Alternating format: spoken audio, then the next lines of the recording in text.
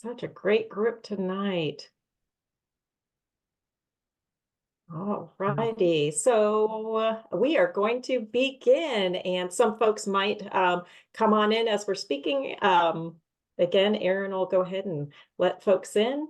But welcome to the Center for the Business of Health Career Networks Entrepreneurship Fireside Chat. Thank you all for joining us this evening for our first Fireside Chat of the new year, which is part of the UNC Center for the Business of Health's Career Networks program. And I'm putting that in the chat right now. So Career Networks is a constellation of resources meant to educate and create community around the continuously evolving healthcare ecosystem. You can explore the CBOH Career Networks platform via the URL pasted in the chat box. For tonight's panel, we ask that you turn your video on and mute your microphone while not asking questions. And we'll tell you a little bit about the format in just a second. I'm Suzanne Killian, Associate Director for the Center for the Business of Health. And you saw just briefly Erin Leach, who's our program manager, and she does pretty much everything behind the scenes tonight. So we're so happy to have her getting everybody in here tonight. And it's great to see just such a terrific crowd tonight. This is terrific to have so many folks in attendance. We are so pleased to have Minni Marwaha, who is a UNC alumni and founder of Deebo, which she'll tell you a little bit more about, joining us tonight. Minni will begin by sharing a bit about her educational and career background and maybe a little bit about herself as well. And then we'll discuss her product, Deebo, guiding us through her experience as an entrepreneur and innovator in the healthcare industry. We'll then open the floor for audience questions, and we'll have a good bit of time. So please get those questions ready to ask. Also, this is all about innovation, entrepreneurship, taking risks. So don't feel like you can't ask questions that you think in your mind, is this silly? Nothing silly when we're talking about innovation and entrepreneurship. So Minni, welcome and thanks for joining us tonight, and I'll let you take it away. Thank you, Suzanne. It's a pleasure to be here. I'm always happy to come back to my alma mater and talk to students, the larger UNC community. And I believe that there's even some folks here that may not be at UNC currently, or outside in the world and doing great things. So thank you for joining as well. We appreciate you being here. And thank you everybody for taking your evening to be here. I know you could be using this time to be doing something else. So I do appreciate you being here. And I hope that I'm able to deliver whatever you're looking for, what kind of inspiration, questions to answers. I hope we can cover all of it. So thank you, Suzanne. Absolutely. And so, yeah. Go ahead. Yeah, I'll let perfect. you begin. So, awesome. Well, I'm Carolina girl here. You got to wear the Carolina blue when you come to things like this. But I'm a triple Tar Heel. I love Carolina. Obviously, I'm a Tar Heel through and through. I'm an 03 undergrad from the School of Public Health. I majored in health policy and administration. And then I came back to UNC and did a double degree MBA, MHA back in 2008. So it's been a few years since I've been at the school, but life took me to Chicago, which I'll tell you a little bit more about here in a second. And then I'm actually back in Raleigh. I moved back to Raleigh about 2 years ago with my family. And I'm just so happy to be back in the area and to be able to be reconnected to the university and to be able to give back and share my experience with all of you. So just to begin, like many of you, I wanted to be in healthcare when I was really young. I just thought I was good at science and math, and I thought, okay, maybe the field of being a doctor would be the right path for me. Back in the 90s, that's careers in healthcare were kind of, you think about being a clinician. And so that's what I was doing while I was at Carolina. And then at the time, I had heard that medical schools were looking for competitive candidates, and they didn't want their traditional bio or chem major. And so I said, you know what, well, I'm kind of interested in the business of healthcare. And so why don't I kill two birds with one stone and learn a little bit about the business of healthcare, but also be a stronger applicant to med school? And so therefore I decided to enroll in the Bachelor's of Public Health program at the School of Public Health for their their Bachelor's in Healthcare Administration and Policy. I entered that program, and literally in the first semester that I was in that program, I realized that, oh, I love the business of healthcare. And I decided at that point that I wanted to not be a doctor, but become a hospital administrator, really just because I felt that by being an administrator, I could touch more people, that I could be more global in my reach, and that I could just help shape policy, processes, again, just touching more patients, more lives. And so I redirected at that point and decided my lifelong goal was to be a hospital CEO. And that's really what I focused in on that goal, and that's what I started off of. So I left UNC in 2003, and I joined a healthcare consulting company that served hospitals and health systems. And so I quickly got enveloped into the world of hospitals and health systems at that time. And I was working in Washington, D.C. / New York, and working in healthcare revenue cycle, which is the back end of healthcare with billing and basically billing operations. I did that for a few years, and I said, you know what? Okay, it's time for me to get on this path to becoming a hospital CEO. So I was looking around for Masters of Healthcare Administration programs around the country. And I actually wanted to go to the University of Michigan. But the day that I went for my on-site interview, there was a snowstorm, and the school did not shut down. And when you're from North Carolina, you get an inch of snow, you shut down. And there we are with a couple of inches of snow, and the school did not shut down. And I was like, where am I? I can't do this. So I ended up coming to Carolina, which was a great decision. And I'm really happy that I did that. But I came back to Carolina, and while I was in the MHA program in that first year, I was actually just kind of really curious about, again, the business of healthcare. The MHA program was really good at that, but I felt like I really wanted to learn about for-profit business thinking. And there was less of that in the School of Public Health at the time. And so I decided to apply for the MBA program down the street on Manning Drive. I thankfully got in, and there I was in this dual degree program. So I did that for 3 years. I had an internship at the VA in DC. During that time, I did another healthcare consulting internship, and through those experiences, realized that I was not done with healthcare consulting. I still wanted to do more of that. And so instead of going into hospital administration, I went back into consulting. And that's what landed me in Chicago. So back in 2008, I moved to Chicago for a full-time job at a boutique healthcare consulting company called SG2. And SG2's premise was really about the future of healthcare. So they had a research arm and a consulting arm, and the research arm did all the research around what does the future of healthcare look like in terms of technology, and also in terms of buildings and patient care. And then as a consultant on the consulting team, we would take that research and apply that to hospitals and health systems that were looking to solve kind of big problems. That was a fantastic experience. And then, okay, now I got to the point where I was like, okay, I'm ready to get off the road. I'm ready to kind of hang my hat on this consulting lifestyle and join the hospital world. And so, and that's what I did. So I joined a health system in Chicago, and I had a wonderful kind of almost decade career there. I wore many hats, from process improvement roles to straight up hospital administration roles. I was in adult services, pediatric services. Kind of did a lot of things. I did clinical service line administration. I did non-clinical, and got a variety of experiences. And then I, for many reasons, started getting curious about what might else be out there. I was starting to burn out a little bit. I think that this might resonate with many of you on this call that are either working in healthcare today or are studying in healthcare, where there's a lot of challenges in being working in the industry of healthcare today.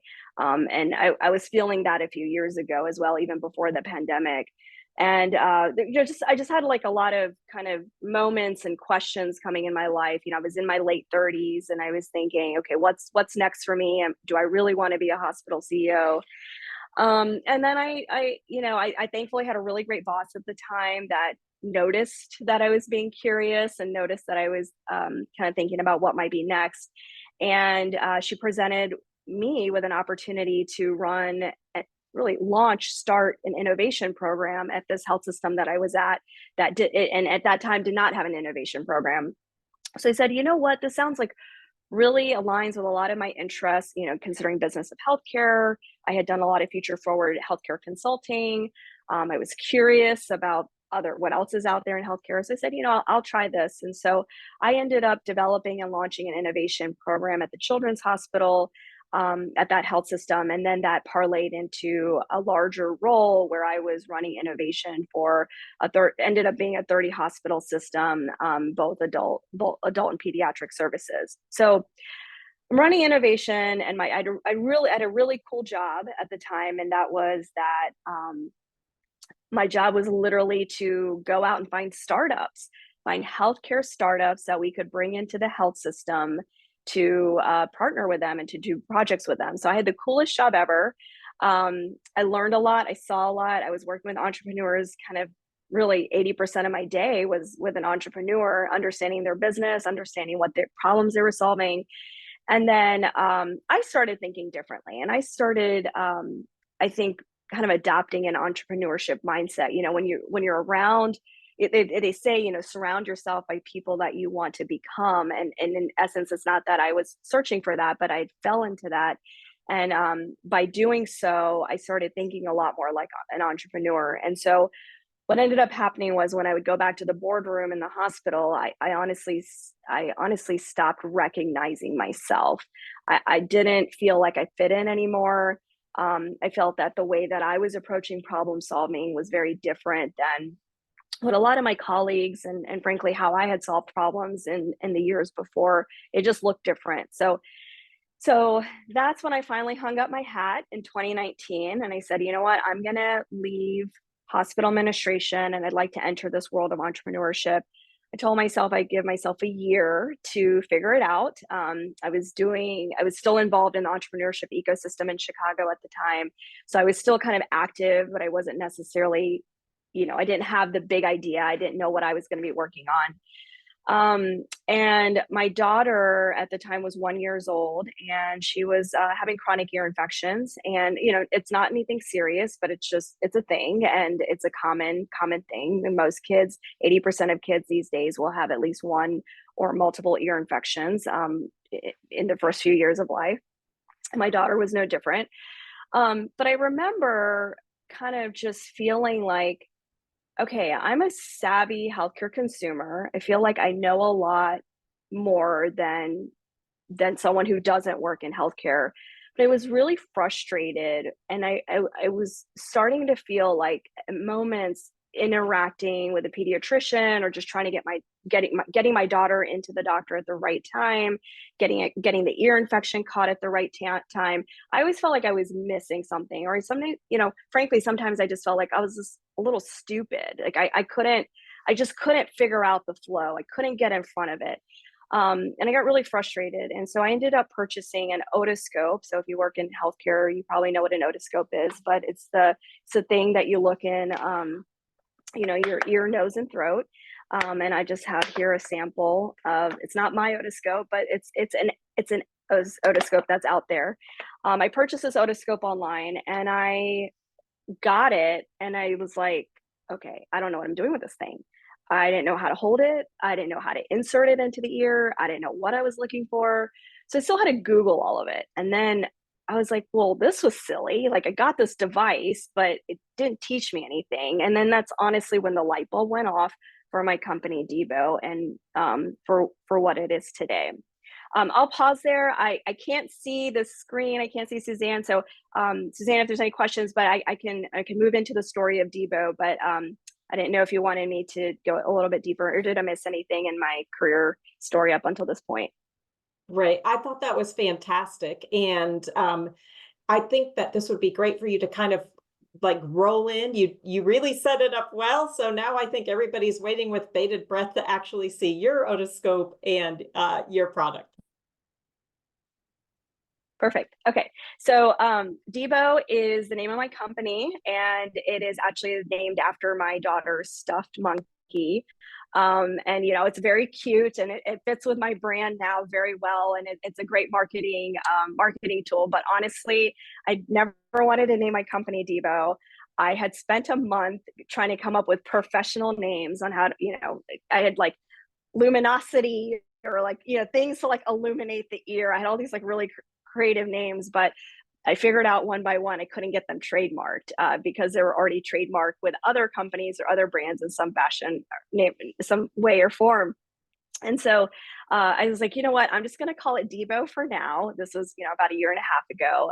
And I was like, I'm going to call it Deebo for now. And that is, so that just stuck, and now it fits well. But what I think what I missed is, my daughter had the ear infections. I had bought the otoscope.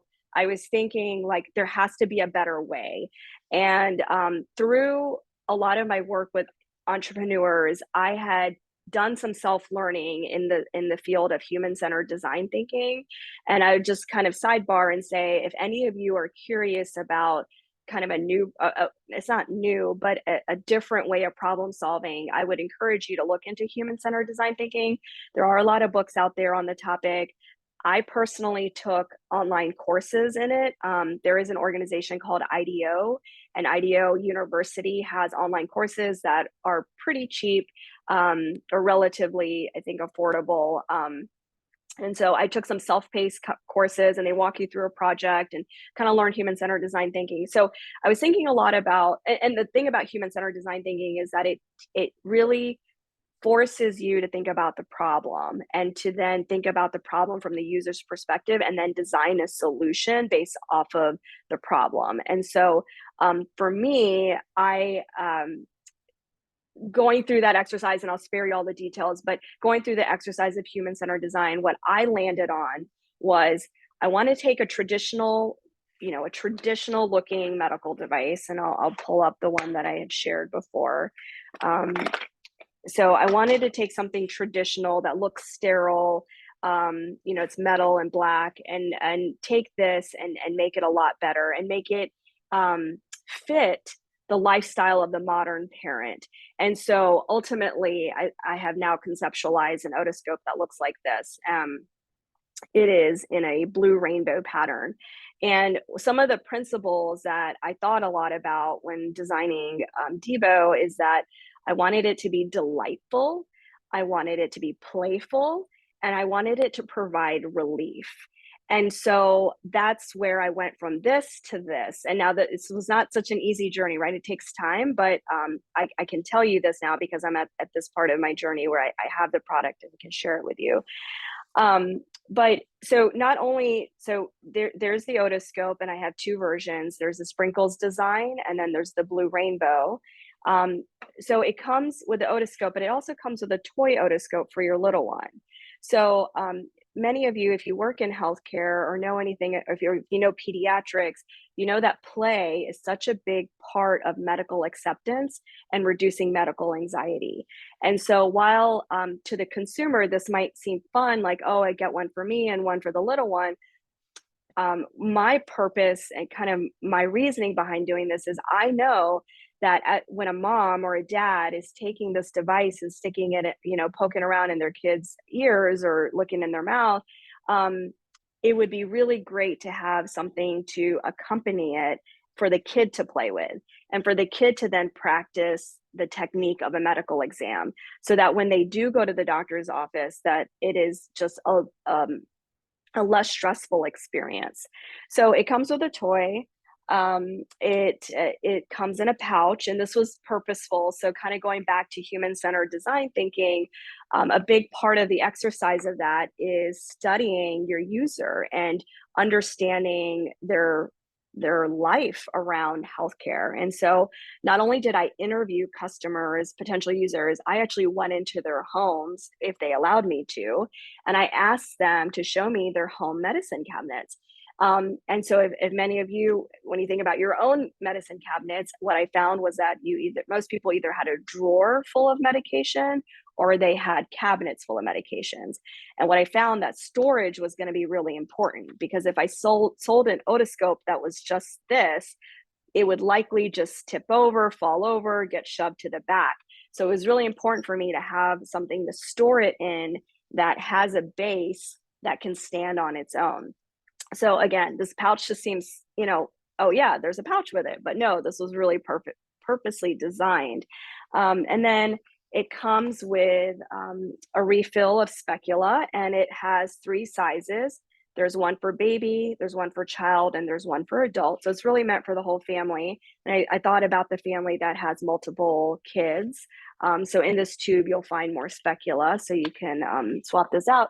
And then finally, kind of the biggest thing behind my company, my product, was that I did not want to create any apps or software. And I purposely created a non-digital company, again, thinking about the human side of it, and meeting the patient, the parent, where they are in a moment of crisis or a moment of health concern.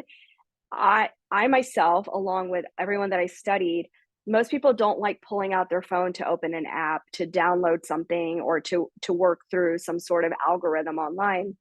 Most people just want to like turn something on and use it right away. And this is why thermometers work really well, right? You can just turn it on, get a reading, and you have a data point to be able to do something. That was what I really wanted people to be able to do with an otoscope, was to say, turn it on. After a few tries, you'll be able to understand how to hold it and look in the ear.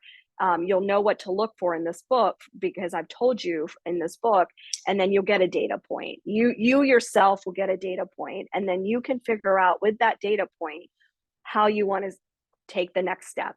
Do you think it's important enough to call the doctor right away, or do you think it's something that maybe you can watch and wait? And I'll go into that in a little bit. And then the book, this is a first iteration. I will tell you guys that it will likely look different in future iterations, but for now, this is me and my daughter. I shot this on an iPhone, but I did hire a graphic designer to help me bring it to life. So I actually hired a graphic designer and an illustrator who made all the beautiful drawings. But there's an ear section, and it goes through ear infections, swimmer's ear tubes, kind of like the common, the top few things that would be important for a kid. It goes through how to hold the otoscope, how to position it in the ear. And that's my daughter. She looks happy because I've used the otoscope on her so many times that it's just natural for her. She believes that as soon as I check her temperature, she's like, "Mommy, where's the otoscope?" It's just become a part of our exam process at home. And then there's a section for the mouth where we talk about allergies, viruses, strep throat, teething.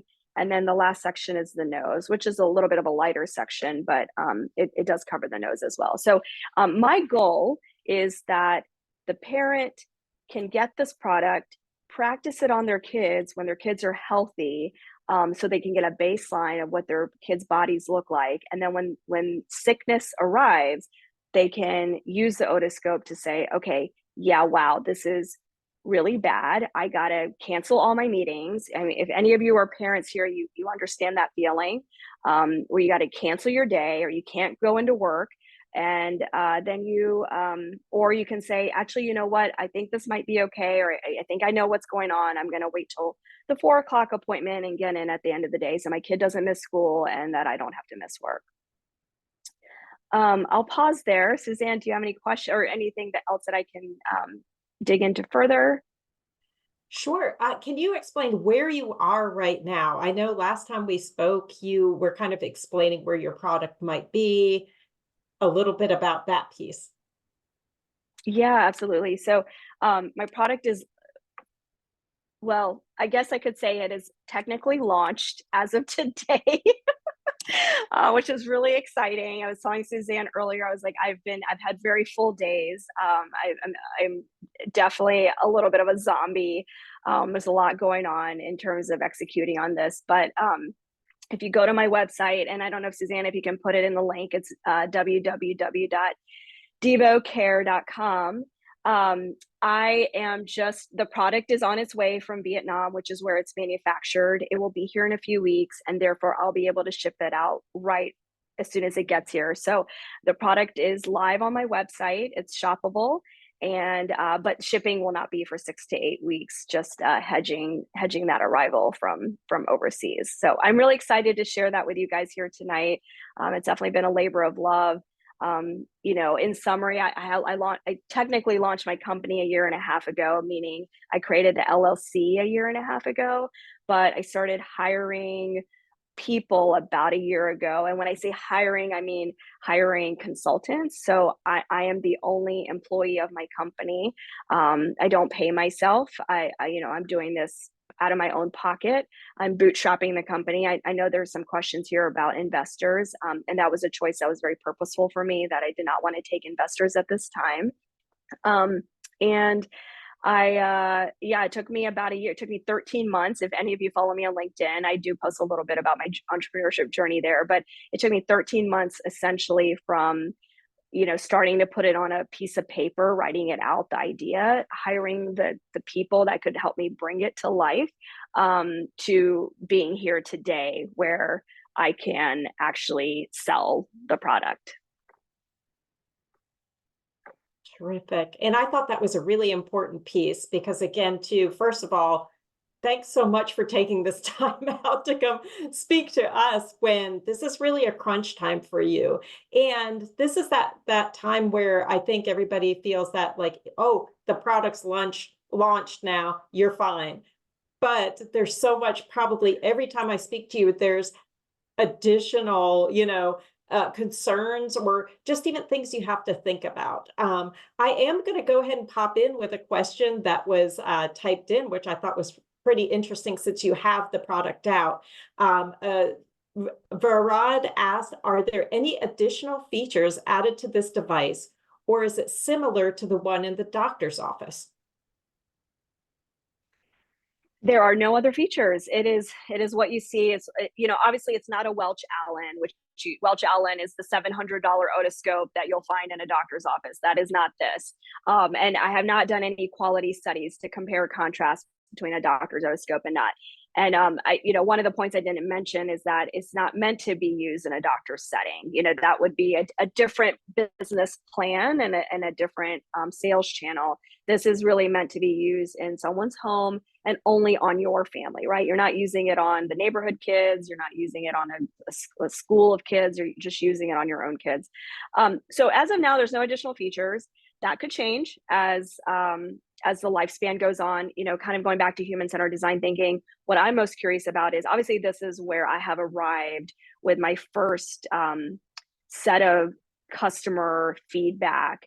Now, once I put it out in the world, where it's out in the world now, and I start getting people that I don't know purchasing the product and start getting those reviews in and start getting that feedback on the product, I am fairly certain that there will be another iteration of this here by the end of this year is really my goal. I know a lot of people ask me, like, have you thought about doing photo and video? And I said, yes, I've thought about all of it. Again, I was very purposeful in wanting the parent to not have any software. And one of the things that I think a lot of people get that. But there are a group of people that say, that doesn't make any sense to me. It's all about digital healthcare right now. It's all about tech. And I'm like, that, yes, but there's space for all of us. There's space for everybody. And given my experience in healthcare, given my proximity to the patient in the roles that I've had, I do believe there is a white space in like low fidelity medical devices that can just be turned on and used. So the example that I give to folks is, healthcare is moving fast. There's a lot of change happening and it's amazing. And when you work in healthcare, it's really exciting to see, and you really would love to see the transformation that it will make for patients. But having been inside of the hospital, I've seen a lot of those tech applications not be adopted in the way that they're meant to be. And I don't think that there's one simple answer for that. I think that honestly, patients are humans, and there is not a one size fits all approach to them. And healthcare looks very different to different people. So you have people that like to go to the doctor's office, they like the relationship that they have with their provider, and they want to nurture that and protect that. And then you have people on the scale that say, I don't ever want to see anybody. I want to be remote monitored. I want to have, a wearable. I want to have an Apple Watch. I want the data to go to my doctor. I want my doctor to talk back to me through the chart. I don't want to, have any in-person experience. There's that. And there's a world that a lot of people are innovating in that space. That is just not the space I want to be in. The space that I'm going after is kind of right in the middle, that I feel like hasn't been solved for as much because it's just not as sexy, or it's not as, tech forward. And I'm willing to take that risk, right? And I'm willing to be proven wrong. And that's what I say. I'm like, this is my first iteration, and I'm just going to stay open, curious. I'm going to take that feedback as soon as it starts rolling in, and use that to inform the next design. Great question. Thank you. That was a great question. And type in, what features would you like to see, Varad? That's what's interesting to me. So feel free to type that in at any time. Any other questions right now? I think that this would be a great time to start the discussion. So you can either raise your digital hand, or you can just unmute and ask a question, and we'll do our best to really try to moderate and get everybody's questions answered. But please, right now, if you have any questions, let's start the conversation. Hey, Minni, this is Parth. Why did you choose not to experience the full pain of entrepreneurship, i.e. fundraising and taking on investors? Yeah, great question, Parth. I will tell you guys, so, if any of you are interested in becoming an entrepreneur, my biggest takeaway is that you design it for how it fits your life and how it supports your mental health. Entrepreneurship is hard enough in itself, but there are other contributing factors like having investors that can make it even harder. And I think that it's just that I had been around entrepreneurs enough, and I had been kind of studying it for a while before I jumped in myself, where that was kind of one of my non-negotiables, was that if I'm going to launch a company, I'm going to bootstrap it.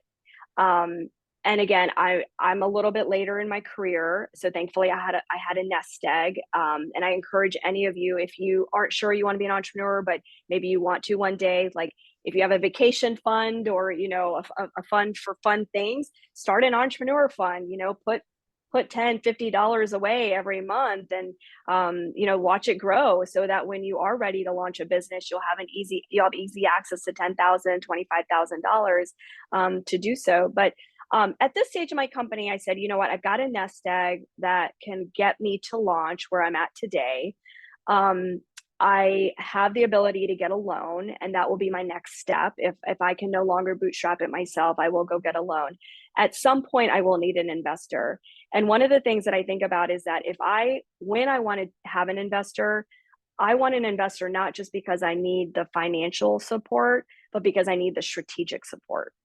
And that would be also something that I would advise any of you considering taking investors, is that having investors is like having another founder. You have another voice at the table that's going to have an opinion and is going to have expectations of how you run your business, how you spend your money, how you respond to the market feedback. And so if you aren't open to that, which is me, I didn't want to be answering to investors in that way, then maybe investors are should not be a part of your story. But I do feel at some point investors will be a part of my story. I'd like to be a little bit bigger. I'd like to have more traction. Therefore, I can have more negotiating power. That was the other thing I've seen, is a lot of early founders who are just like really need the money. You're kind of green. You're lacking a little bit of self-confidence, and I was a lot all of those things. It's really easy to to be mesmerized by the concept of investors. But I've strayed strong in my opinion on that. But like I said, one day I will take investors, but it will be not just for financial support, it'll be for strategic support. Cool, thank you. You're welcome. Great, and I see Nikita. Hi, Suzanne, and thank you so much, Minnie. I really agree with your, philosophy that like there is a large white space for those low fidelity medical devices, things that people can use at home with like ease of use. So, do you see this product as like one of many in the future, like it for or do you think that you want to stay like niche in this like specifically to otoscope and grow upward from adding features to that? Yeah, thanks, Nikita, for the question. Can I hire you? No, it's a great question. So what I failed to say, I was like, the tagline I say everywhere, I forgot to say it here, is that, whenever I am in a new crowd, and this is not a new crowd because we're all family, but I always say, hi, I'm a mom, and I'm innovating the home medicine cabinet. I don't come and say I'm selling otoscopes, or I'm selling a device to look into your kid's ears. So Nikita, yes, there will be more products. My idea right now, and again, I'm gonna let the customer tell me this year if they want it or not, but my vision would be to think about everything you see in a primary care doctor's office. So stethoscopes, tongue depressors, wound care, bringing that all into the home and really building out that medicine kit. Something that I always say to folks that typically like kind of nails it on the head too, is like, as parents, and this applies to adults too, and you think about yourself and your own medicine cabinet, but particularly for parents, when our kids get sick and we open our medicine cabinets, we literally have thermometers and pills.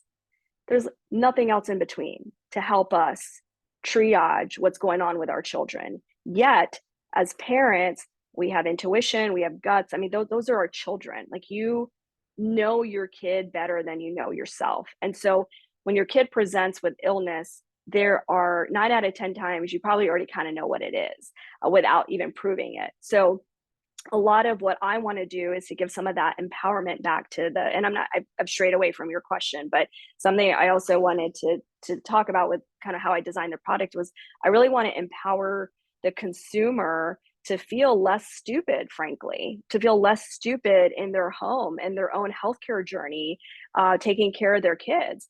And an example I'm going to give you is actually I have 2 examples. So the first example is, so my daughter was having, these chronic ear infections, and from a healthcare perspective, so when you call to make an appointment, so here I am, a mother, I'm calling the doctor, and I'm saying I have suspicion of an ear infection for my daughter. And now me on the back end, I have a history of this. I know how it presents. Like, I'm pretty sure it's an ear infection, but I'm not the doctor. I can't diagnose it. So the person on the other line has to follow a clinical triage checklist.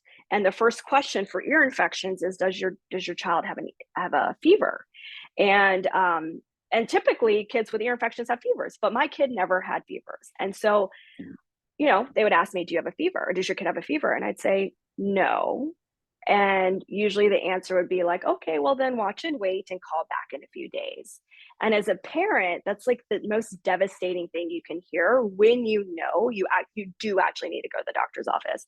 So now that I have the otoscope, the dynamic has completely changed. So when that question is, I always anticipate that question, does your child have a fever? And I say, no, but I have an otoscope, and I looked in her ear and it's bright red. I can now communicate what I'm seeing in her ear, and I can describe what I'm seeing. And now it becomes more of a partnership. Right now, this is the whole thing around patient-centered care. For all of us that work in the industry, we talk about patient-centered care, but we don't actually do a very good job at it. So now my real intent is to empower the parent to be able to talk more like part of the care team and say, well, my daughter had these XYZ symptoms, and I saw this and I saw that. And then together with the care team, come up with that next step that, suits everybody. So that was the first example. The second example is that my daughter was playing and she was in a separate room playing, and she comes running kind of like distraught. She's like, mommy, my nose. Like she's like holding her nose, and she's like, my nose, something's like bothering her in her nose. And again, having worked in pediatric medicine, or, pediatric healthcare, I'm like, oh my gosh, she stuck a magnet up her nose. It's my head goes, I'm like, you stuck a magnet up your nose. It's like a classic textbook example. Like it's like, ER cases. This is my kid is doing this. And so I'm asking her, she's 4 at the time, and she's like, can't really articulate what's happening. I'm asking her if she stuck something up her nose, and she's like, no, but she's really distraught. So I was like, oh, I have an otoscope. So I didn't stick it in. I just used the light to kind of look up her nose. And lo and behold, I just saw a really big scab. She just had picked her nose really badly, but she couldn't articulate it. She couldn't explain that to me. But in her world, it was really painful, and she needed immediate attention. And it was a Saturday. And at that point, before I saw what was happening in my head, I was like, okay, I'm gonna have to go to urgent care. We're gonna have to cancel all of our activities today. I'm gonna go to the urgent care center, probably wait for an hour. It's gonna be a thing. It's gonna, all these things. And as soon as I used the otoscope, I was like, I felt that relief that I'm trying to sell through Deebo, was that, oh my gosh, I had a tool, I used it on my kid, and I took care of them, and they are safe. They're safe under my watch, and it didn't need a doctor's intervention for this time, but maybe next time it does, right? And then that's kind of the big point I want to take, is like, I'm not trying to replace the doctor by any means. Like, I respect the clinician. I wanted to be the clinician. Some days I still think, should I go back to med school? Like, I really, really value the provider. And that is not what this is. The point of my company is to become a partner for the parent, to really be that patient in the patient-centered care, and really bring the parent and the family into the fold of that conversation of a joint healthcare dialogue. Terrific. And Dana.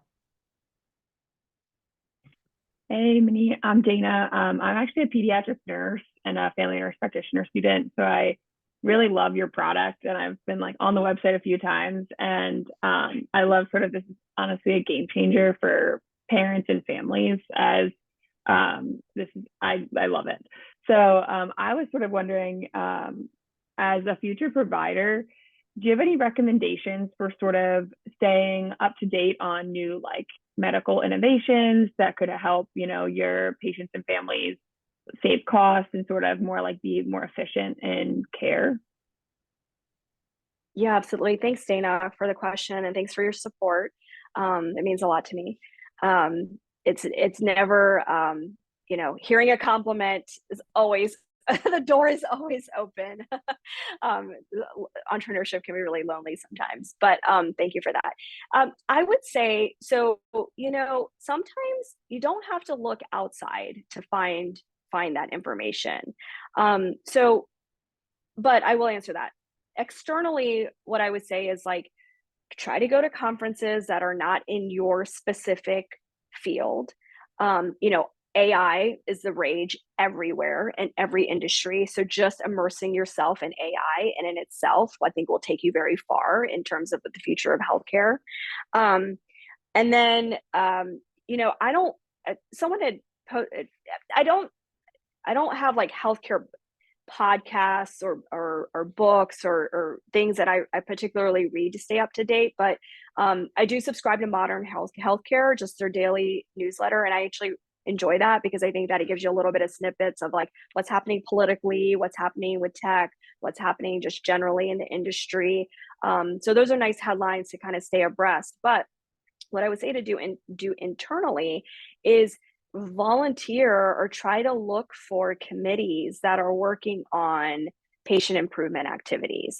So you have your day job, but see if your voice as a pediatric nurse provider can lend your voice on a committee that is like, the EMR committee of your organization, and sit on that committee as not only as your professional voice, but then that allows you to mingle with diversity of thought around the table. But it also allows you to kind of be front and center of what's actually happening in healthcare. To be honest, I really believe like everyone should look internally. Like if you are working in healthcare, you will find inspiration inside the four walls of your institution. You just gotta look outside of like your scope of practice. Just look around peripherally what's happening around you. And honestly, that's a lot of where I got my data and information. So, I'm drawing from all the experiences I had in my job as a hospital administrator. It's not that like I went out and studied something, like around healthcare, trends in healthcare to then apply to building of Deebo. Thank you. Yeah, great answer. Ashley. Hi. I'm just curious because I was looking at the website while you've been talking, and it's $100, and that seems kind of easy for someone that has a steady income, but it would seem this would be more appealing to the demographic that doesn't have that constant access to care. So is there going to be an option for something maybe more affordable? Yeah, so I got to think through this. I don't know the answer, and you're right. I think that it is not affordable to everybody, and I'll say I'm okay with that right now, right? Like I didn't build it to be an affordable solution. I built it as a solution, and now I got to figure out the price point, and I got to figure out how that works. So the $99 is the initial price point. I may find that customers hate that price point, and then I got to bring it down, or I may find customers are okay with that price point, and then it's fine.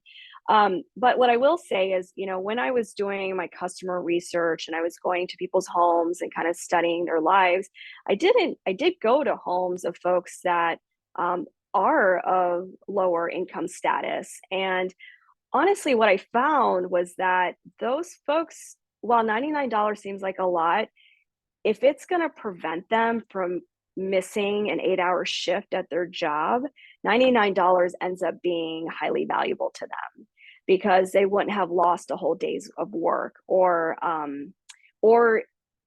if you think about folks that don't have insurance, when they go to the doctor's office, they're paying, $20 copay, $40 copay, whatever that is on top of their deductible. You add that up a few times in a year, $99 doesn't seem that high anymore. So yeah, it's a good question. I don't think I have a perfect answer. I do try to say that, like, look, I'm not solving for everyone or everything. Again, healthcare is not a one size fits all approach. But I am going to wait. I'm going to wait for that feedback, and then I will adjust if I find I need to adjust. The other thing, though, to think about now as an entrepreneur, the price of this, the cost for me to make this and get it shipped here and to pay all the fees and the taxes and duties is quite hefty. And so, it is just the cost of it alone is landing me between $30 to $40. It's a really high cost. And now again, I need to work to bring that cost down so that I can bring the overall cost down, right? So for now, it makes sense for my situation. I'm paying this much just to get the product, and then I've got to obviously have some margin in there to show the economics of it. Thank you. Great question. Elizabeth. I was wondering, I'm a pharmacist and I'm back in school getting a master's in social work. So I'm looking at it from two different perspectives. I'm curious if you have something in your booklet, like a disclaimer of sorts, where I have seen people who, diagnose themselves and take their mom's amoxicillin or, those kind of things. Do you have some kind of disclaimer that says, hey, need to consult with a physician if XYZ or that kind of thing? Because I just, I could see this, some people being overconfident with their own diagnostic skills, and just curious how you handle that as a business person. Absolutely. It's going to be one of the things that keeps me up at night, because I care deeply about that. I want the product to be used correctly. I obviously want no harm or no safety events related to this. So yes, first and foremost, the book has those disclaimers for sure. Second, it's on the website. You know, I'm trying to put it in as many places I can, but you know, it's just a disclaimer. I can't prevent people's actions. You know, initially on this journey, I almost talked myself out of this idea for the reason you cited, because I said, well, I don't want to put this product in the world, because like, what about the person that does that like takes my product, makes a bad decision, does something that they shouldn't have, and has a bad outcome? Like, how could I live with that? But honestly, I had to really shift my perspective, and I had to talk to advisors and folks to pull me out of that thinking, because otoscope's already there in the market, right? That's the thing. Like, I am not the first person to come out there with an otoscope, right? Like, I purchased an otoscope myself I mean, you go to Amazon and you search otoscopes, there's like 20 of them. You know, Tylenol has an otoscope out there. Again, like, some of these are connected to telehealth, some are not. They're just straight up otoscopes. So at the end of the day, I was like, look, people are selling this whether or not they should, but they are. And they're doing it in not a great way. And so I'm just trying to really improve upon that and make it user friendly and make sure that people aren't making bad choices with it. Now, with every business, there's always going to be risk. Any healthcare business, there's going to be risk. Even if it's software, there's going to be risk. People are going to make bad choices. I wish and hope no one does that with what I sell. But yeah, I mean, you have a valid point. I think that the risk is low, and I just hope that I can continue educating and inspiring the patients to use it correctly. Terrific. Great question and great answer. Again, too, there are just so many facets, you know, to developing a product such as this, and then even, you know, facets that you may not have even considered. That's what this crowdsourcing, I just love. Many you've already considered that, but again, too, I think that that's so important. Sometimes the questioning brings to you just insight, I feel, and I think Minni, by stating like you're waiting for that data to come in, that to me is really astute. But I do have a question myself for you, is that the fact that you're very educated and accomplished already in these fields of business and public health and healthcare. What, other than what we just talked about, keeps you up at night? What other things about launching a product were really a mystery to you, or some facets that were just like a surprise from somebody that does have some experience in both business and health? Yeah. Honestly, the big surprise for me has been just the world of manufacturing.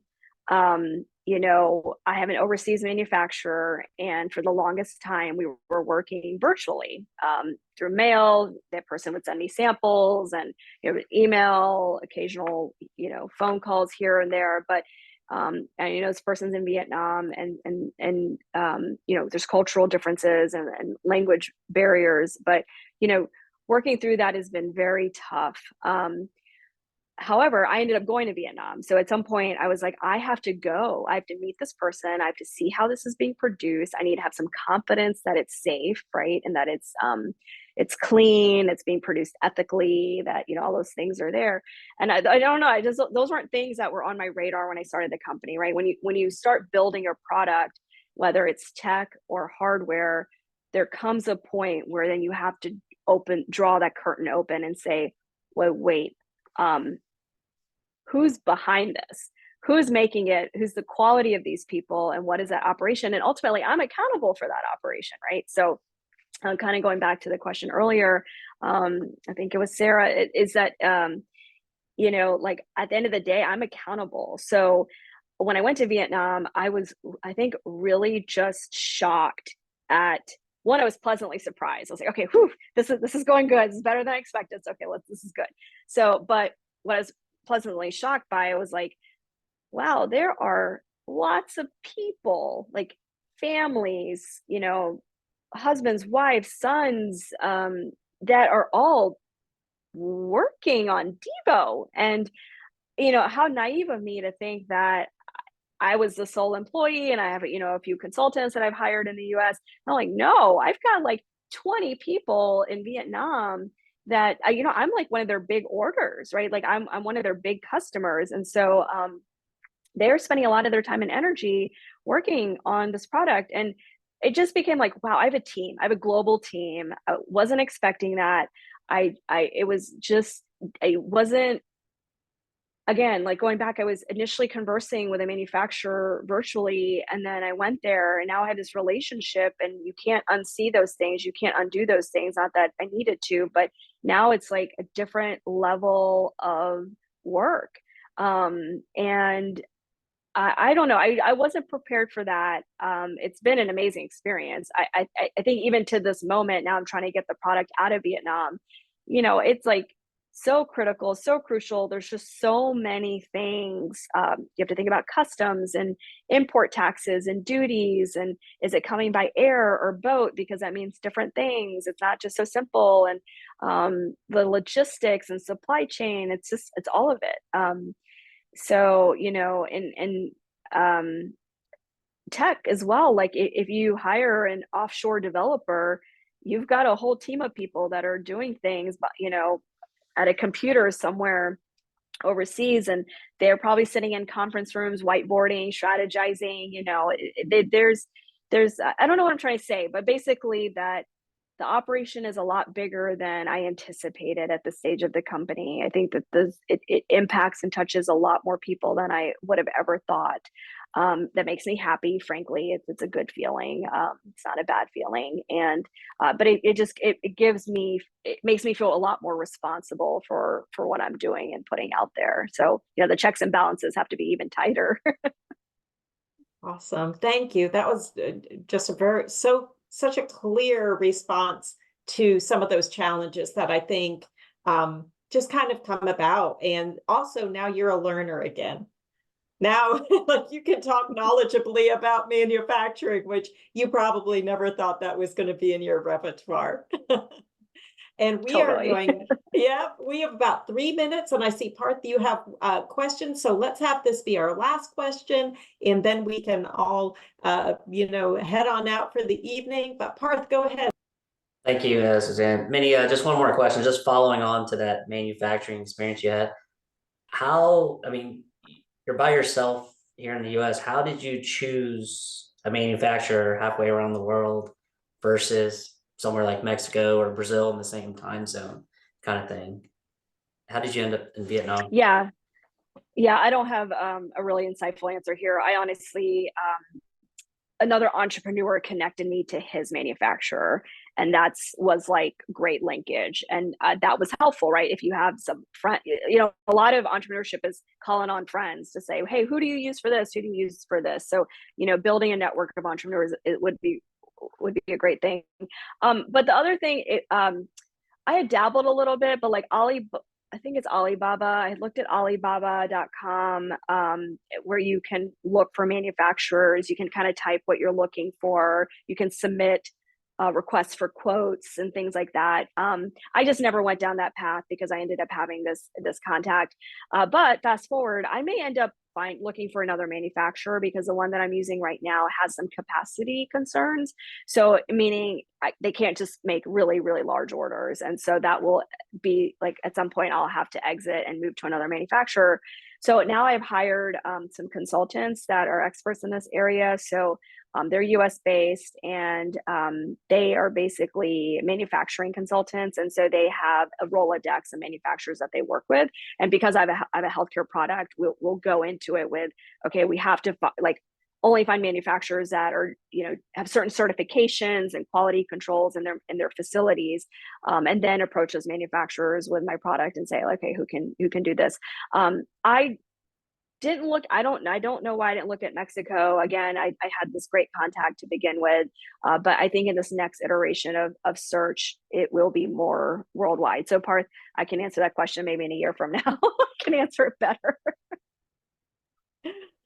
Oh, terrific question. And again, terrific answer. And I think what totally rounds out everything is that this is a dynamic project for you, but we just want to thank you for coming at this point in your journey and sharing with us tonight. I just thank the crowd as well. This is just, there are just so many people here that are very interested. So we hope that you can come back. I know you guys will probably can find Minni. I don't want to say she'll be here tomorrow night, but she has so many engagements across campus that you can probably find her again somewhere soon. So again, thank you to Minni, and thank you to this wonderful audience we have tonight. I did pop in a little bit of the IDEO information. A lot of it's free, so you can kind of just pop in there and take a look at it. But again, thanks to all. Minni, thanks. We'll hopefully see you again soon. But everybody take care and have a great evening. But thanks for joining the CBOH. Good night. Thank you. Bye. Thank you everyone for joining. Thank you.